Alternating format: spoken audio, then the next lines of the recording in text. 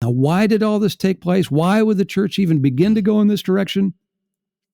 Now, my comments here mostly, this is just my own guess.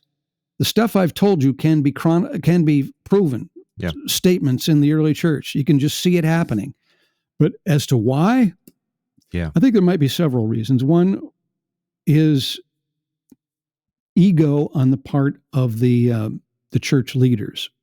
This also starts to happen very early on in Ignatius of Antioch, writing in the early 2nd century.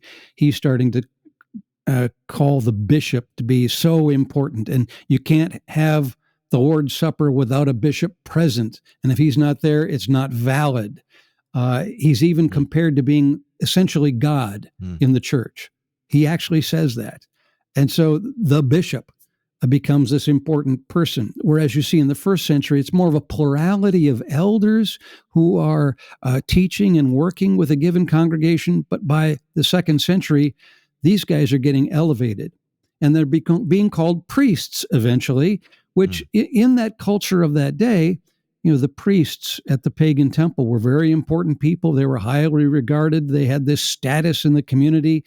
And so the church started to get involved in that whole status symbol thing and this ego that goes along with that. And they could also start to have their buildings. Once Constantine proclaimed that Christianity was legal, oh my goodness, these massive cathedrals started to get built with lavish provisions. And now Christians could have this status in the community, this social dominance even.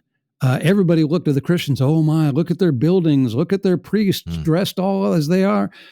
Well, I think it's the wrong priorities. Not that there's something wrong with somebody presiding over a Lord's Supper, or not that there's anything wrong with having a building, but where did our priorities go? And I think they got grossly out of whack then, and we are the recipient of now hundreds of years of tradition that have led to where we are.